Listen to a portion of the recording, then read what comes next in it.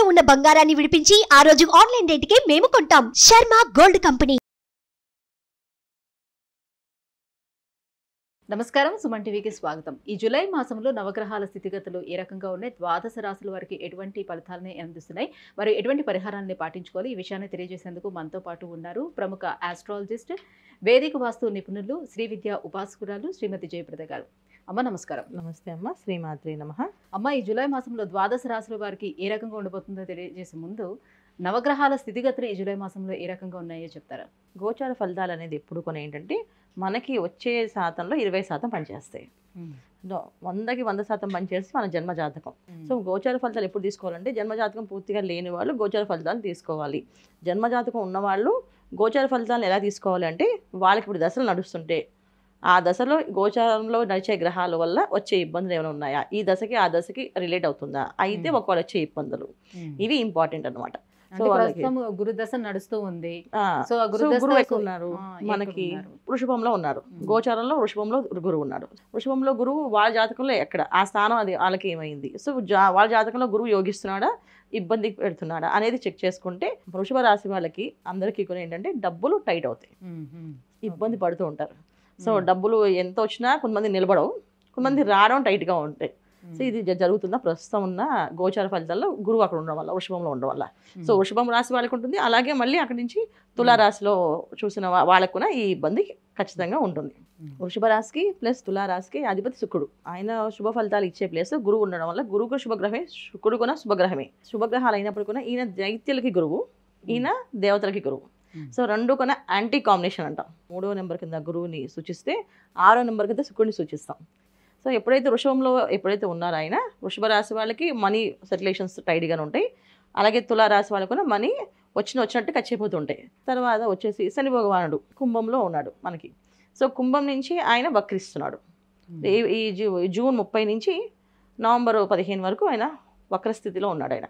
So వక్రస్థితిలో ఉండడం వల్ల దానివల్ల వచ్చే ఫలితాలు ఏంటి? ఓకే. సో 4 రాశుల వాళ్ళకి చాలా ఇబ్బందిగా ఉంటుంది, 4 రాశుల వాళ్ళకి కొంచెం ఉపశమనం కలుగుతుంది, మిగతా 4 రాశుల వాళ్ళకి హ్యాపీగా ఉండే అవకాశం ఉంది.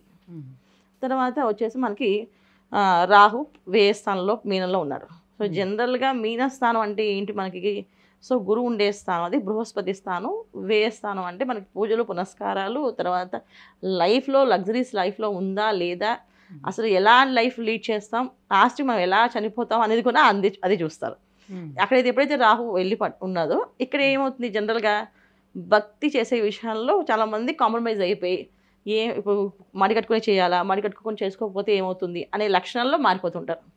ఓకే, ప్రదక్షిణాలు చేయాలి, మనసు ఉండాలి, మనసులో మా భగవంతుడు ఉండాలి, అలా ప్రార్థన చేయాలి, అంతేగాని మడి కట్టుకుని చేయాలని రూల్ ఏంటి అనే తత్వంలోకి వెళ్ళే అవకాశం ఉంది. ఇది గోచరంలో రాహు మీనంలో ఉండడం వల్ల. రాహు వల్ల మొత్తం ఇప్పుడు ఎప్పుడైతే గోచారంలో ఆయన 12th హౌస్లో ఉన్నాడో అన్ని రాశుల్లో కొంచెం ఈ ప్రభావం పడుతుంది. సో వాళ్ళ జన్మజాతకంలో మీనరాశి మీన లగ్నం అయితే ఇంకొంచెం బద్ధకాన్ని ఇవ్వడము, ఒకవేళ చేసే వాళ్ళకి అనారోగ్య సమస్య రావడం, నాకు బద్ధకం లేదు నేను చాలా స్ట్రిక్ట్గా పొద్దున్నే లేచి చేస్తాను అన్న వాళ్ళకి అనారోగ్య సమస్య రావడం లేదు. ఇది కాకుండా ఇంకా రకమైన వ్యవహారాల్లో ఇబ్బందులు పడడం, ఉద్యోగాల్లో కానీ డబ్బు విషయంలో కానీ ఇది జరిగే అవకాశం రాహుది. సో గోచరంలో మీనంలో రాహు ఉండడం వల్ల. తర్వాత వచ్చేసి కేతు వచ్చేసి మీ కన్యలో ఉన్నాడు, అది జనరల్గా ఏంటంటే 6వ స్థానం కన్యా. సో కన్యా రాశికి కేతు అనేది పవర్ఫుల్గా అంటే నెగిటివ్ రిజల్టే, పాజిటివ్ రిజల్ట్ అయితే ఇవ్వడు. సో ఎప్పుడైతే కేతు కన్యా రాశిలో పడ్డాడో ఆరోగ్య సమస్యలు ఎప్పుడైనా అంతే. కేతు ఎక్కడ ఏ స్థానంలో ఉన్నా అక్కడ మనకి భయాన్ని గురి చేస్తాడు, అంటే ఏమొస్తుందో మనం చెప్పకుండా చేస్తాడు ఆయన. అందులో 6వ స్థానం అంటే రోగస్థానం మనకి. తర్వాత వచ్చేసి మనకి ఇంకా రవి ప్లస్ బుధుడు శుక్రుడు ప్రతి నెల మారుతూ ఉంటారు. సో వీళ్ళు గమనాలు అనేది ఏంటంటే రవి మారడం వల్ల ఆరోగ్యం ఎలా ఉంటుంది, సో కోర్టు విషయాల్లో కానీ మన ఉద్యోగ విషయాల్లో కానీ వ్యాపారం విషయాల్లో కానీ లావాదేవీలు ఎలా ఉంటాయని చూసుకోవచ్చు. శుక్రుడు మారడం వల్ల వివాహాలు ఆలస్యమైన వాళ్ళకి వివాహాలు కుదిరే అవకాశము, తర్వాత భార్యాభర్తల మధ్య సమస్యలు ఉంటే ఆ సమస్యలు తీరే అవకాశము శుక్రుడు మారడం వల్ల.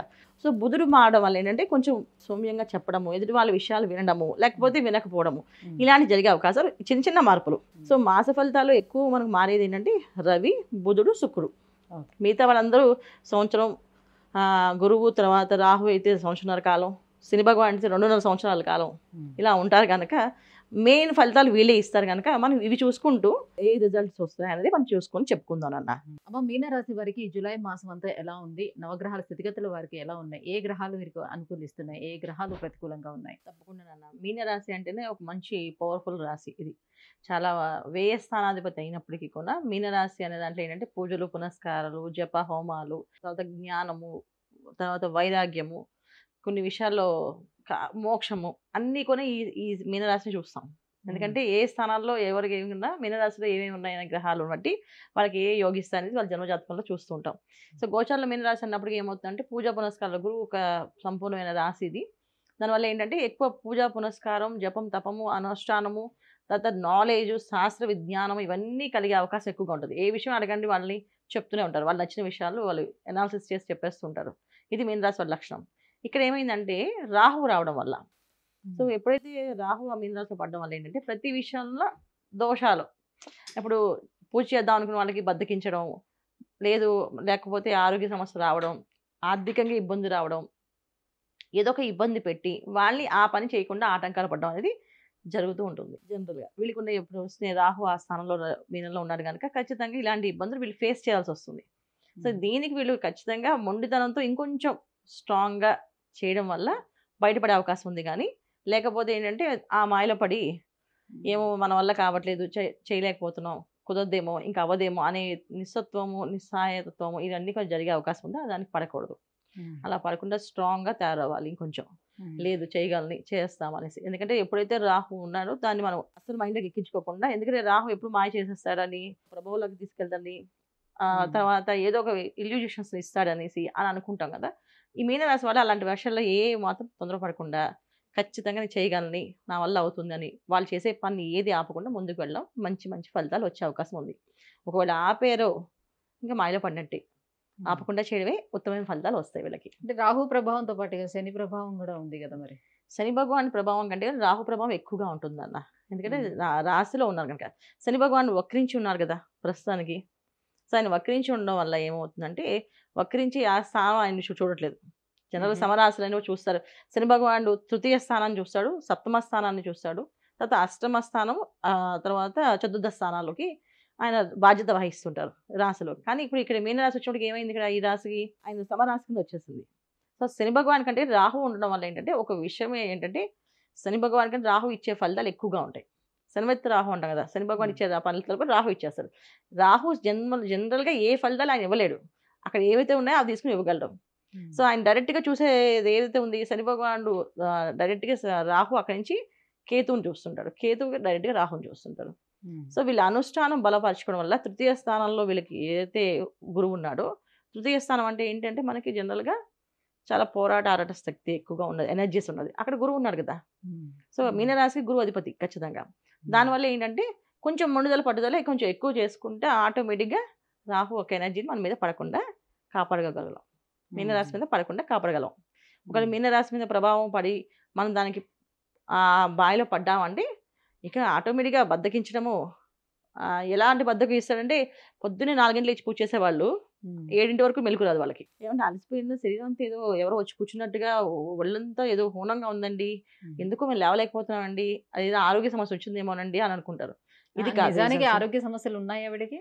లేవు, ఉండవు. వీళ్ళ భ్రమలో పడితే ఆరోగ్య సమస్య. ఇప్పుడు మానసికంగా మేము ఇబ్బంది పడ్డాము అనుకుంటే, ఇప్పుడు ఏదైనా సరే మనం అనుకుంటే చేయగలుగుతాం. ఇప్పుడు చేయగలనని మొండితో అదే చాలా మొండిగా వీళ్ళు స్ట్రాంగ్గా ఉండగలిగితే ఏ ప్రాబ్లం రాదు. లేదు మాకు నిజంగా ఇబ్బంది ఉంది, అమ్మో ఇక్కడ రాహు కూర్చుంటున్నాడు కదా అందుకని ఇబ్బంది ఉంది, శని భగవానుడు వాళ్ళ ఎనర్జీస్ పనిచేస్తాయి, సప్తమ కేతువు ఎనర్జీస్ పనిచేస్తాయి అనుకుంటే అన్నీ పనిచేస్తాయి. తృతీయ గురువు మరి వ్యతిరేకించాలి కదా, అది కూడా వ్యతిరేకించి ఫలితాలు ఇస్తారేమో.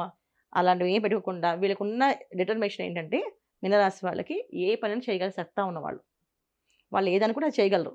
కానీ మేము చేయలేమని వీళ్ళు ఒక భయపడ్డారనుకో, ఆ భయమే వీళ్ళ బలహీనత. సో వీళ్ళు భయపడకుండా మేము చేయగలమని, అది వాళ్ళు చేసే పని ఏదైతే రొటీన్గా చేస్తున్నారో దాన్ని ఆపకుండా ముందుకు వెళ్ళడమే వీళ్ళకి మంచి లక్షణం అన్నమాట. సో మంచి ఫలితాలు దొరికే అవకాశం ఎక్కువగా ఉంటుంది. ఇది వీళ్ళు చేయాల్సిన పని. ఇంకా ఎటువంటి పరిహారాన్ని పాటించుకుంటే మరింత శుభదాయకంగా ఉంటుంది? తప్పకుండా నాన్న గణపతి ఆరాధన ఎక్కువ చేసుకోవడం. ఎందుకంటే సప్తమ కేతువు డిస్టర్బ్ చేస్తుంటారు. రాహుకేతు ఇద్దరు చూడడం, ఒక మాయలో పడ్డాము, ఇబ్బంది పడ్డాం. సో గురువు ఒక ఫలితాలు కావాలన్నా, కేతు ఒక ఫలితాలు పాజిటివ్ ఎనర్జీస్ రావాలన్నా, మనకి రాహు ఒక మాయలో మనం పడకుండా ఉండాలన్నా గణపతి ఆరాధన గణపతిని ఎక్కువ ప్రార్థన చేయడం, గణపతిని ఎక్కువ పూజించడం వల్ల ఆ ప్రభావం వీళ్ళది ఎక్కువ ఎనర్జీ పనిచేస్తుంది, రాహు ఎనర్జీ తగ్గుతుంది. తర్వాత దుర్గా అమ్మవారి మంత్రం, దుర్గా అమ్మవారి మంత్రం కానీ దుర్గా సప్తశ్లోకి పారాయణ కానీ చేయడం వల్ల రాహు ఒక ఎనర్జీస్ మాయలో పడకుండా, ఎవరికైతే బద్ధకం అనిపించినా, ఆరోగ్య సమస్య బాగా అనిపిస్తుందన్నా వీళ్ళు దుర్గా సప్తశ్లోకి పారాయణ 7 శ్లోకాలు ఉంటాయి, అవి 7 సార్లు పారాయణ చేయడం వల్ల ఆ ఎనర్జీస్ వీళ్ళ పడకుండా బాగుంటుంది. సో అందుకని ఎవరైనా జన్మజాతకంలో ఏమేమి ఉన్నాయో చూసుకోవాలి. కానీ గోచారంలో ఉన్నప్పుడు ఏంటంటే రవి ఎప్పుడైతే కర్కాటకంలో ప్రవేశిస్తారో వీళ్ళకి పాజిటివ్ ఎనర్జీ అక్కడి నుంచి స్టార్ట్ అయినట్టు. సో ఇది 17 వరకు వీళ్ళు చేయాల్సిన ఏంటంటే కొంచెం మొండుదనం పట్టుదల ఎక్కువగా ఉండి పూజ విషయంలో పునస్కారాల విషయంలో ఆ వాయిదా వేయకుండా చేయడం వల్ల వీళ్ళకి ఉత్తమ ఫలితాలు అందుకునే అవకాశం ఎక్కువగా ఉంది. అమ్మ, జూలై మాసంలోని మీనరాశి వారికి ఎలా ఉండబోతుందనే విషయాన్ని తెలియజేసినందుకు ధన్యవాదాలు. నమస్తే అమ్మ, శ్రీమాత్రే నమః. సుమన్ టీవీలో మీ పర్సనల్ అండ్ బిజినెస్ ప్రమోషన్స్ కోసం కింది నెంబర్కి కాంటాక్ట్ చేయండి.